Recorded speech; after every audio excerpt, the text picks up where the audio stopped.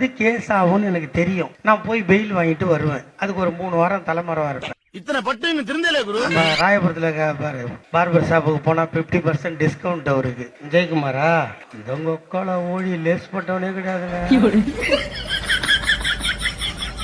அவன் அந்த அம்மா வந்து என்ன சொல்லிக்குது, ஒரு பொண்ணை கூட்டின்னு வந்து என் பொண்ணுங்க இதுக்கு வேலை கொடு. அது தெளிவா சொல்லியிருக்கணும். இது இன்னைக்கு இத்தனை படிச்சிருக்குது, இதுக்கு வேலை கொடுங்க. இவன் வரும் வேலை கொடுன்னோடனே கதவை சாத்திட்டான், வேலை கொடுத்துட்டான். பார்த்து நொறுங்கி போன என் மனசு ஆறுதலா இருக்கிறது தான் ஒன்ன மாதிரி பிள்ளைட்டு நெருங்கி பழகிட்டு இருக்கேன். மாசம் ஆயிடுச்சு. மாசம் ஆகி புள்ள பிறந்து பர்த் சர்டிஃபிகேட் வாங்கிடுச்சு. அந்த அம்மா கேக்குது,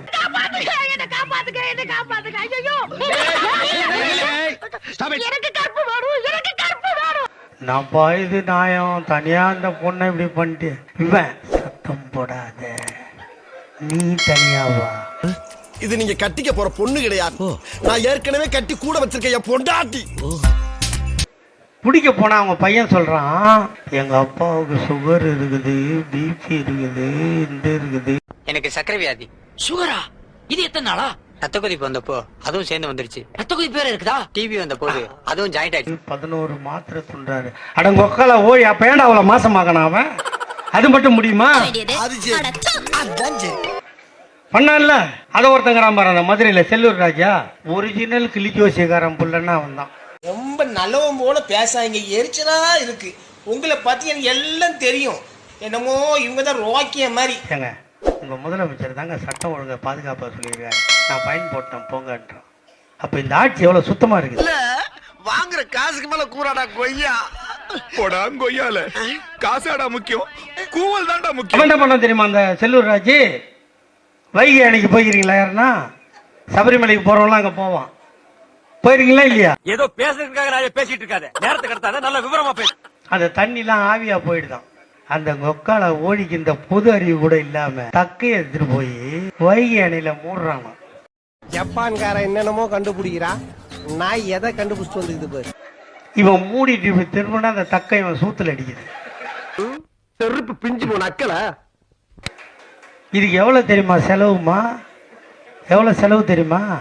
38 லட்சம். யார் அம்மா வீட்டு காசுரா? என்ன ரொம்ப இன்சல்ட் பண்ணிட்டீங்க. இதெல்லாம் பின்னாடி அனுப்பிப்பீங்க. யார் அம்மா வீட்டு காசுரா? அம்மா வச்சுட்டு போன காசா? நம்ம வரி கட்டுற பணம். இப்போ இன்சல்ட் பண்ணிட்டீங்க. இன்னொருத்தன் மணிகண்டன் ஒரு மந்திரி இருந்தான். ஒரே பொண்ணு 4 வாட்டி கருக்கலை வச்சுவேன். மந்திரி வேலை பாருன்னு அவனுங்க பார்த்த வேலைகளை பார்த்தீங்களா? வாய்க்கு வந்தபடி எல்லாம் பேசப்படாது. எதா இருந்தாலும் நியாயமா பேசணுமா இல்லையா? சட்டசபையில வந்து சட்டம் ஒழுங்கு கெட்டு போச்சு. நாங்க என்ன பண்ணணும்? 200 பொண்ணை எடுத்து போய் மேட்ரு முடிச்சு வீடியோ எடுத்து வச்சுக்கின்னு கூப்பிடும் போதெல்லாம் வரணும்னு நீங்க பொள்ளாச்சியில பண்ண வேலை தெரியாதுரா எங்களுக்கு. போயா அந்த பொள்ளாச்சி ஜெயராமனை பிடிச்சி உள்ள வையா, இல்ல நீங்க கட்டி வச்சு அடிங்கடா. அவன் ஆளுக்கு தான் இதுதான் காரணம். எல்லாம் மந்திரியோட இருந்தான். ரொம்ப சந்தோஷம்டா, ரொம்ப சந்தோஷம்.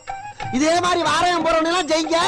மாதம் மும்மாரி மழை பெஞ்சு செழிப்படைஞ்சு ஊரு விளங்கி. திமுக காரர்கள், டேய் திமுக காரனுக்கு சுட்டு போட்டாலும் பொய் சொல்ல தெரியாது, திருட தெரியாதுடா.